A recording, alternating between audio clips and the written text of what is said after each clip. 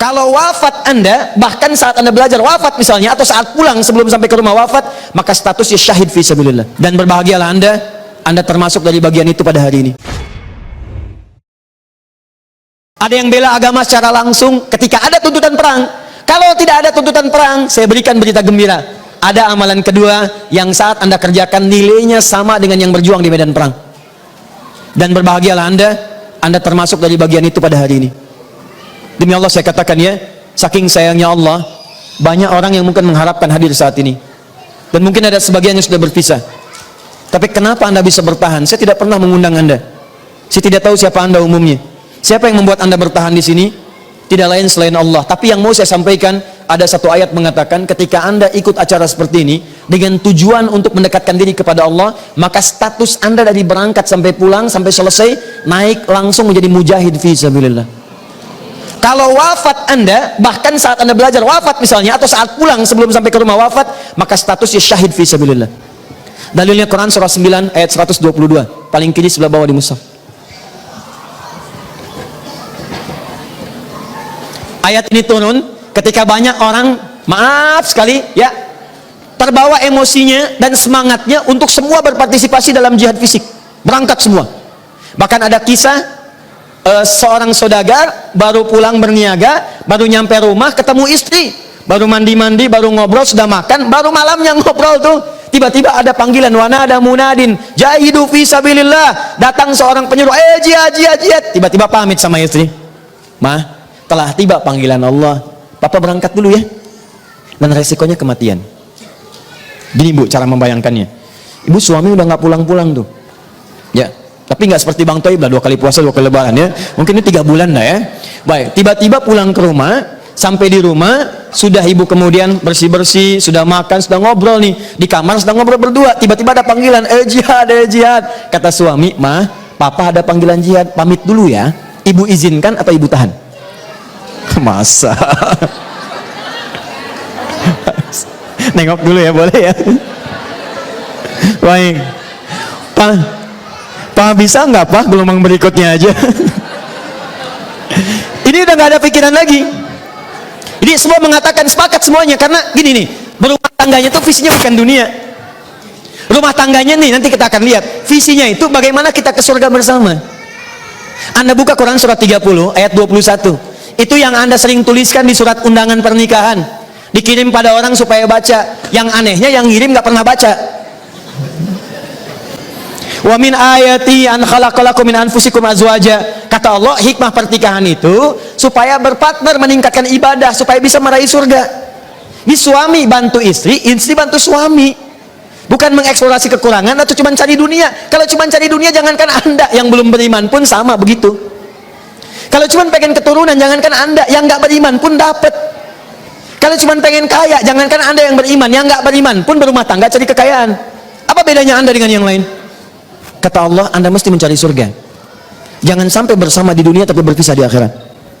Maka istrinya mengatakan, Pak, tiba panggilan Allah, Papa berangkat. Ketika banyak orang berangkat, turun ayat. Ayat ini mengatakan, kata Allah, hei, kenapa kalian semua harus pergi berangkat ke medan perang untuk perang berjuang fisik? Nanti kosong tempatnya, siapa yang meneruskan risalah Islam? Maka diturunkan satu amalan, kata Allah, falaula nafara min kulli firqatin minhum ta'ifa liyatafaqahu fid din. Saya turunkan satu amalan yang kalau Anda kerjakan nilainya sama dengan jihad fisik. Itulah tafaqquh fid din, berlomba-lomba belajar agama untuk mendekatkan diri kepada Allah, mengisi banyak majlis-majlis ilmu. Itu nilainya sama dengan jihad fi sabilillah. Bahkan ini rahasia ya. Ini antara kita saja nih, tolong dijaga baik-baik. Nah, ada rahasia besar begini.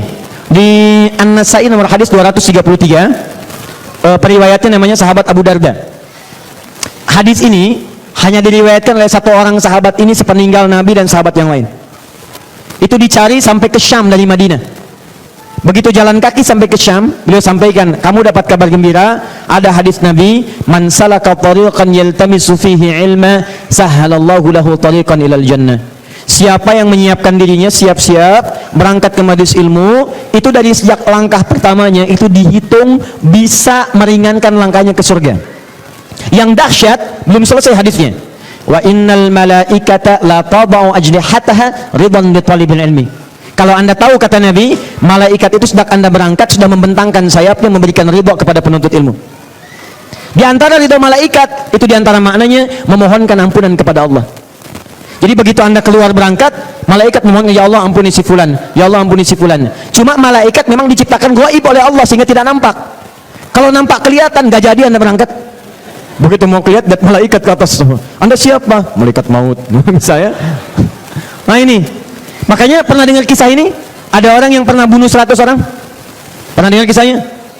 Begitu bunuh 100 orang, dia minta nasihat kepada seorang syekh. Syekh itu mengatakan, bukan disuruh zakat, bukan sholat, bukan puasa. Kata syekh itu, pergi menuntut ilmu ke majelis fulan. Di sana dia akan bantu Anda untuk berubah. Maka dia tempuh jalan, di tengah jalan dia meninggal. Dia niatkan karena Allah, taubat di jalan, diampuni taubatnya. Jalannya membuat amalan baru setelah dia taubat. Orang taubat dicintai Allah. Quran surah kedua ayat 222. Innallaha yuhibbut tawabin. Dia melangkah punya amalan orang surga. Maka begitu dia wafat di pertengahan jalan, belum sampai turun ayat langsung surga baginya telah tetap.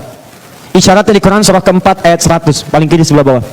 Wa may yakhruj min baitihi muhajiran ila Allahi wa rasuli thumma yudrikul maut faqad waqa'a ajruhu 'ala Allah. Siapa yang berusaha merubah dirinya lebih dekat dengan Allah dan Rasul, datang ke majelis ilmu untuk belajar, kemudian wafat di tengah jalan sebelum sampai, maka Allah telah tetapkan pahala surga untuknya, mengampuni dosanya kalau tobat, dan pahalanya setiap langkahnya dicatatkan.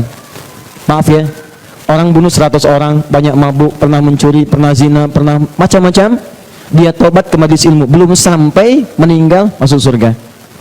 Masa Anda yang tidak pernah bunuh orang? Siapa yang pernah bunuh orang? Katakan. Pak Alfred coba lihat, barangkali bisa diproses. Anda nggak pernah bunuh orang, Anda nggak pernah mabuk, Anda nggak pernah macam-macam, dan Anda sudah sampai di majelis ilmu, sudah duduk. Kalau pertemuan ini belum mampu merubah Anda jadi lebih baik, dengan cara apa lagi Allah memasukkan Anda ke surga? Itulah syuhada. Ya. Makanya tolong dilihat ya, peluangnya cuma 2 jadi syuhada. 1, jihad fisik dengan cara yang dibenarkan, tapi awas, jangan semua ada anjuran diikuti. Jihad itu bukan datang ke tempat damai, tembak orang, bom orang, bunuh orang, tidak demikian, ada aturannya. Saya waktu bom Jalan Tamrin itu terjadi itu, dar meledak, saya di Lampung saat itu. Itu polos nanya orang Lampung, Ustadz, apakah bom di Jalan Tamrin termasuk jihad fisabilillah? Saya katakan, Pak, sependek pengetahuan saya, jihad fisabilillah itu jihad di jalan Allah, bukan di Jalan Tamrin.